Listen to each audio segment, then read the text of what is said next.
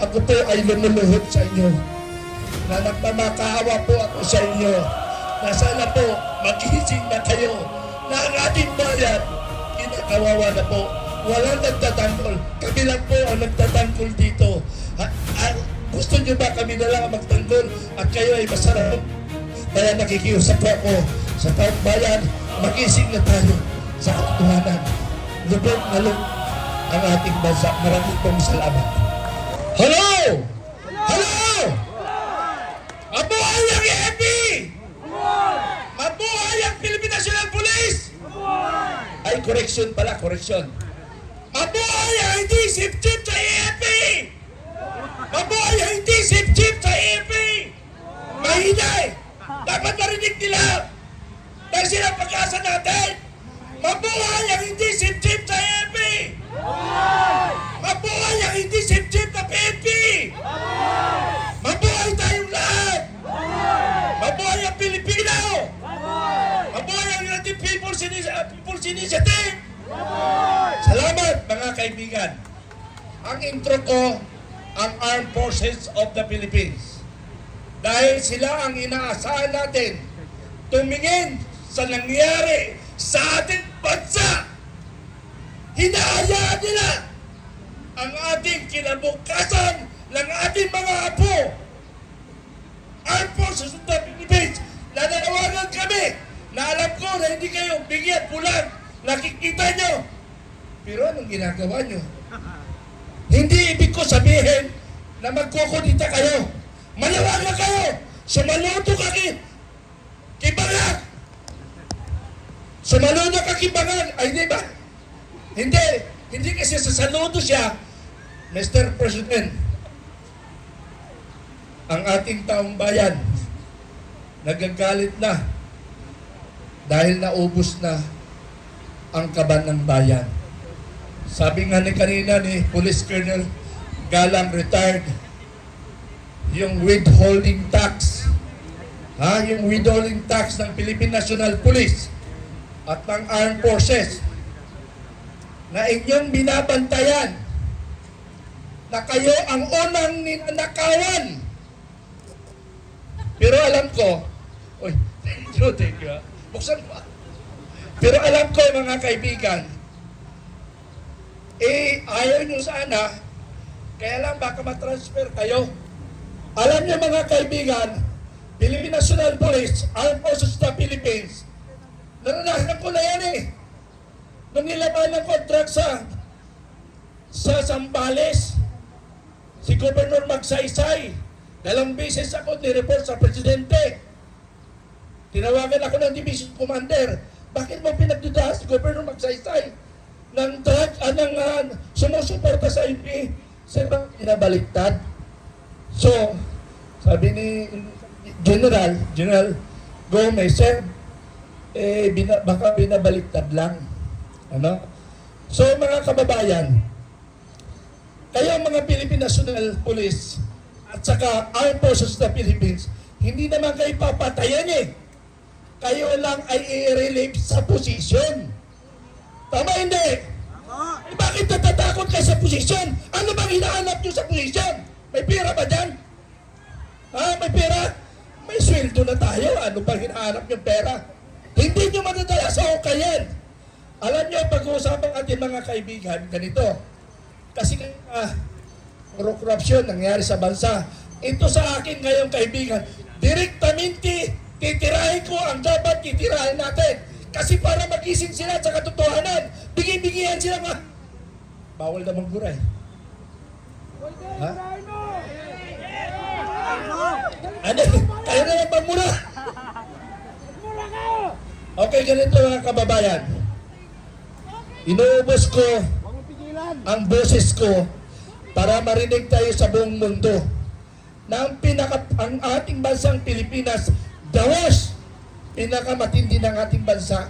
Alam nyo mga kababayan, 3 lang gusto ko mangyari sa buhay ko bago ako mamatay, bago ako ilibing. 3 lang gusto ko mangyari bago ako mamatay. Makita ko ang pagbabago. Una, yung korupsyon. Yung korupsyon, bago ako mamatay, dapat mawala na yan. Kaya bago ako mamatay, bigay ng Diyos, mawala ng korupsyon. Pwede ba yun? Pwede! Okay.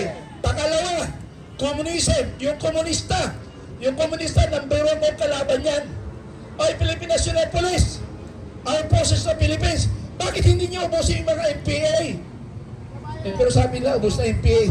Sabi ko nga sa inyo, ang MPA sa Pilipinas ay hindi yan mauubos, hindi yan matatapos.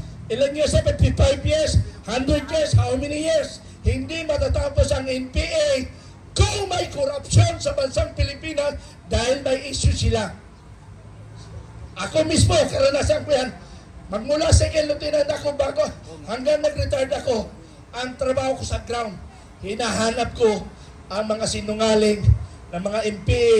Yung mga makabayang black na yan, ang titindi nila, ang kakapal ng muka, napakasinungaling, yan makabayang black. Pero nakatanggap ng malita, may credibility pa ba ang mga makabayang black? Tumanggap, oy, Philippine National Police, Armed Forces, bakit hindi yan? Tingnan ninyo, mayroon na ba kayong report doon? Pero kung may report man kayo, pagdating doon sa mesa ni Presidente, ibabasura lang yun. Bakit? Kasangga nila eh. Kasangga ng Pangulo yung NPA. Tingnan mo ha. Kaya may kasabihan tayo mga kababayan. Ang mas matalino daw si Pangulong Marcos Jr. Mas matalino siya. Nagulat nga ako bakit mas matalino ang Junior eh. Nasapawan pa yung talino ng kanyang ama ni Senior. Bakit matalino? Kawalang yan daw. Bakit siya matalino? Dahil lahat ng kalaban ng ama niya ay kakampi niya. Tama hindi? Tama hindi? NPA, Liberal Party, Ilawan, mga kaparian, kakampi niya o sino pa, may dagdag pa, Pinklawan pa. Tingnan nyo. Kaya magaling nga din si Pangulong Marcos sa kagaguhan. Ha? Ang pangatlo ko gustong mangyari bago ako pumanaw sa ibabaw ng mundo, ang bangat na presidente ay dapat matanggal. Pwede ba natin tagalin? Tambayan! Yan ang pangarap ko, matanggal si Pangulong Marcos na siya ang nagpahirap sa ating bansang Pilipinas. Ang kasabuan niya nung sa Philippine National Police, si General Torre. Ay! General Torre! Direktahan tayo, hindi pwede tayo paligoy-ligoy. Alam niyo mga kaibigan, marami nagsubaybay sa akin na intelligence. Mayroong mga kalim, sir. Nagsusubaybay ako, sir. Pulis at saka sundalo yun. Sir, sige, gampanan nyo lang trabaho nyo. Nasa inyo na ko i-implement nyo. Para basta akin lang ang ginagawa ko para sa ating mga apo sa apo. Kung hindi naman natin maramdaman ito, I'm sure, very sure, ang ating mga apo sa apo ay mararanasan nila ito. Mararanasan. Sabi nga ng economic specialist, 68 years, 68 taon bago tayo makapantay sa Singapore. 68 years siya. Ang sabi pa, kung nagdi-deliver talaga ng tama ang gobyerno natin, paano kung hindi katulad nito? Ay 1,000 years. Tayo ang pinakamahirap na bansa sa buong mundo. Okay. Naalala ko pala si Pangulong Digong. Mayroon akong picture na nag-usap kami noong December. Ang ibinulong niya sa akin, kayo na ang pag-asa ng bayan. Dahil ang sinasabi niya, naramdaman niya na siguro maaari may intelligence pa sa loob na papunta talaga tayo sa Kumunoy. Kaya kailangan mapalitan ang Pangulong Marcos. Sa pamamagitan ng taong bayan, kumilos tayo. Dahil ang ating presidente, alam naman natin na drug addict ang ating presidente. Wala sa katinuan. Alam niyo may mga addict, wala sa katinuan yan. Ang masakla pa ito, yung mga ikasiko dito, ano yun, ikasiko dito? Andres Disaya. Tingnan niyo mga kababaihan, o mga kalalakihan, ang mga Andres Disaya, pag sinabi ng babae, magluto ka, luto yan. Magsaing ka, saing pa rin. Maglaba ka, maglaba ka. Pero sa totoo lang, nakaranas ako niya na, ito ikwento ko sa inyo para maramdaman nyo ang ordinaryo lang ito na Andres Disaya. Ordinaryo lang ito na Andres Disaya. Bumisita ako sa isang detachment. Eh, ang hari-hari doon, yung asawa, hindi naman naka-uniforme asawa. Eh, inuturas na tumira sa kampo. Siyang nasusunod doon, hindi yung detachment commander. So, ganun ang nangyayari sa Malacanang. Alam nyo ba mga kababayan, may classmate kasi ang aking anak sa Malacanang, sa law staff. Sa law staff.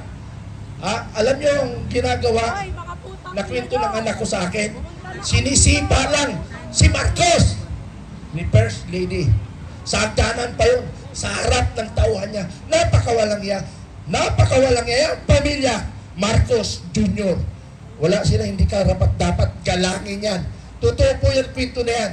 At marami kayong karanasan yan. Na hindi dapat ginagalang unang-una yung mahinang leader. Pangalawa, inubos niya ang kaban ng bayan. Kaya dapat taong bayan makinig. Ulitin ko, kung hindi nakiisa ang mga inaasahan nating pinuno, ay dapat itong laban natin ito ay tapos na. Sino dapat ang una natin sisihin dito? Sino dapat ang sisihin ng taong bayan? Unang sisihin natin si Secretary Gibo. Sir, may idol, pero ngayon walang iya ka na sa aking paningin. 3 complaint ko sa iyo. Sumulat ako sa iyo. Sinasabi mong busy. Hindi mo nga maayos ang problema ng ating bansang Pilipinas eh. Tapos sasabihin mong busy ka. Sumulat ako 3. Bakit? Mayroong 4.9 billion sa loob ng Armed Forces sa aming retirement pension benefits. Hanggang ngayon, tinatago nila. Kaya ngayon, bawal ako pumasok ng kampo. It's because of that. Personalan nila akong tinitira. Pero lalaban ako habang ako'y nabubuhay sa aming benefits. Kaya yung mga police, Coast Guard, ano pa man, sa akin tumatawa, Sir, paano mo ako matulungan? So binibigyan ko ng idea, paano tulungan? Kaya mga kababayan, sana ako ay nakikiusap ang taong bayan, sana lumabas na kayo, kumilos na tayo. Ulitin ko po, sino ba yung mga... Isa pa si General Torre. Talaga hindi ko makakalimutan si Torre. Iba, General Manager siya ng MMDA. Eh bakit hindi natin nakikita dito sa lansangan? Oy, General Torre, nasaan ka ba? Nagwawalis! Ha? Nagwawalis? Dati nag-PNP chief ka, si Ika mo. Nung CIDG chief ka, si Ika mo, gago! Ang tapang mo. Asan ka nga? Wala ka ng patigan. Kaya sabi ko, panawagan ko sa Armed Forces at saka Philippine National Police, wala naman kayo nagagawa, manahimik kayo. Kasi ang taong bayan, lalong nagagalit sa inyo pag nagsalita kayo. Katulad, ang salita, ganito. Ang salita nila, ganito. Eh, hindi naman expiration, punyeta. Bakit pinag-uusapan ba yung mga title? Ang pinag-uusapan yung malita. Ay, sus. Kaya nga nagsalita si I'm sorry, Colonel Trinidad, diretsaan lang ako. Huwag ka na magsalita na nakikiusap ako sa taong bayan na hindi dapat gamitin ng expiring. Ano ibig sabihin? Yung certificate nila, pwede bang ibaliwala yun? Yung pangalan nila? Ako, sabi kong ex-military ako, ayaw nyo tanggapin. Paano yung order ko? Pag ako namatay, may bandila ako. Ano yun? Yung expiring, pag namatayan, may bandila. Tapos sasabihin nyo na, hindi pwede i-title kagaw. Hindi pwedeng ganun. Sabi ko nga sa inyo, para hindi kayo maputakti ng taong bayan, hindi kayo maputakti ng taong bayan, huwag na kayo magsalita. Kasi ang taong bayan nakatingin sa inyong lahat. Nakatingin po sa inyo. Sorry, General Browner, sir. Senior, alam nyo kasi mga general na kaupo ngayon, contemporaries yan kasi nakala ko 91. Gerald Browner, sir. By June yata ang retirement mo. Welcome. Welcome ka. Welcome ba dito, Gerald Browner? Ay, hindi. Sir, paano yan? Kailangan palaging nakatinted yung sasakyan mo. Pag lumabas ka, General Browner, sir. Sorry! Diretsa lang tayo. Huwag natin paligoy-ligoy. General Torre. Ha? Yung mga... Anyway, bahala na kayo kung anong yung gawin sa buhay ko. Ang importante ay nailabas ko ang katotohanan na nangyayari sa ating bansa. Pwede ba isang palakpak? Kaya mga kababayan ko, Pilipino, ako ay humingi ng awa sa inyo na sana magising kayo sa katotohanan. Ako po ay lumuluhod sa inyo. Na nagmamakaawa po ako sa inyo. Na sana po magising na kayo na ang ating bayan kinakawawa na po. Walang nagtatanggol. Kami lang po ang nagtatanggol dito. Gusto nyo ba kami na lang ang magtanggol at kayo ay masarap? Kaya nakikiusap po ako sa taong bayan, magising na tayo sa katotohanan. Lubog na lubog ang ating bansa. Maraming pong salamat.